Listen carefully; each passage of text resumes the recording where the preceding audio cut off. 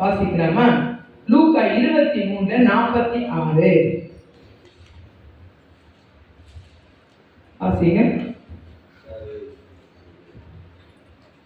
லூக்கா 23:46 பிதாவே உம்முடைய கைகளில் நாவியை ஒப்புக்கொடுத்து என்று மகா சத்தமாய் கூப்பிட்டு சொன்னார். ஆமென். அல்லேலூயா. ஆமென். 26ல 23:46 இன்னொரு வாசிக்கலாம் பார்க்கலாம். இயேசு பிதாவே உம்முடைய கைகளில் நாவியை ஒப்புவிக்கிறேன் என்று மகா சத்தமாய் கூப்பிட்டு சொன்னார். இப்படி சொல்லி ஜீவனை விட்டார். இயேசு பிதாவே உம்முடைய கைகளில் நாவியை ஒப்புவிக்கிறேன் என்று மகா சத்தமாய் கூப்பிட்டு சொன்னார். இப்படி சொல்லி ஜீவனை விட்டார். அல்லேலூயா. அப்ப 6 வார்த்தைகள் நிறைய காரியங்களை குறித்து நம்ம அறிந்து கொண்டோம். ஒவ்வொரு வார்த்தை, முதல் வார்த்தை சொல்கிறது பிதாவே இவர்களை மன்னியோ, லூக்கா 23:34. இன்றைக்கு நீ என்னுடன் கூட பரதேசியில் இருப்பார், லூக்கா 23:43. மூன்றாம் வார்த்தை சொல்ற அதோ உன் மகன் அதோ உன் தாய், யோவான் 19:26-27. அடுத்தது தேவனே தேவனே ஏன் என்னை கைவிட்டீர், மத்தேயு 27:46. தாகமா இருக்கிறேன், யோவான் 19:28. முடிந்தது, யோவான் 19:30.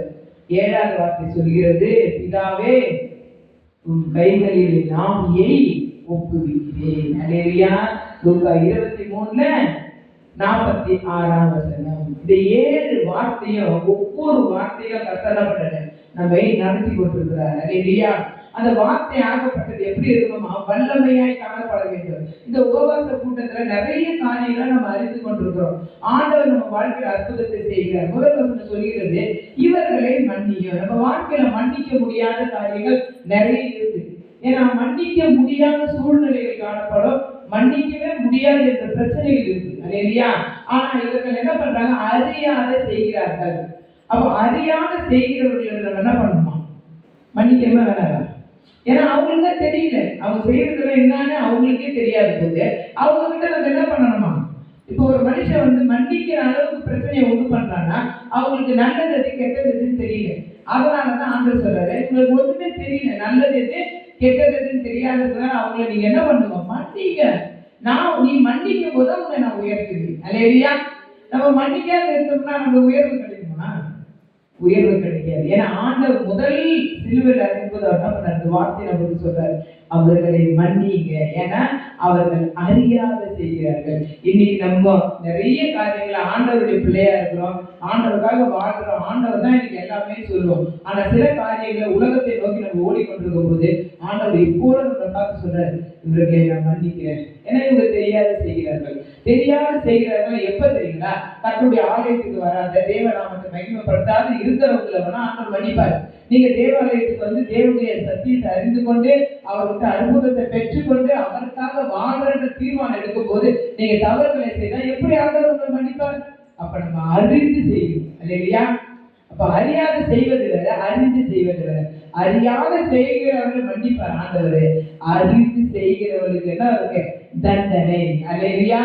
அவருடைய வாழ்க்கையில அநேக போராட்டங்கள் வரும், அநேக பிரச்சனைகள் வரும், அநேக வியாதிகள், என்ன காரியம் தெரியாது உங்க வாழ்க்கையில. அப்படிப்பட்ட பிரச்சனை எல்லாம் நம்ம வாழ்க்கையில ஏன் வருதுன்னா நம்ம அறிந்து செய்கிறோம் பாவத்தை. அல்லேலூயா. இன்றைக்கு நம்ம அறிந்து செய்கிறவங்களா காணப்படக்கூடாது. ஆண்டவரே இதுவரைக்கும் நான் தெரியாத செய்த பாவங்கள் உண்டு, என்னை ஒரு விஷயம் மன்னிக்க ஆண்டவரே என்று கேட்கும் போது லாஸ்ட் வசனம் சொல்லுகிறது பிதாவே உன் கைகளில் நாவியை ஒப்புவிக்கிறேன். அல்லேலூயா. ஆண்டவருடைய சித்தம் என்னன்னு அறிந்திருக்கிறோம். ஆண்டவர் நம்ம சொல்ற ஏசப்பா இன்றைக்கு என்னுடைய ஆவி ஆத்மா சரீரத்தை நாங்க பாவத்தில் அர்ப்பணிக்கிறேன், இந்த நாள்ல இருந்து உமக்காக நாங்க வாழ வேண்டும். அல்லேலூயா. உங்க நாமத்தை நாம் மகிமைப்படுத்த வேண்டும் என்று சொல்லி கர்த்தரை கேட்போம். கண்களை எல்லாரும் ஜெபிப்போமா? அல்லேலூயா.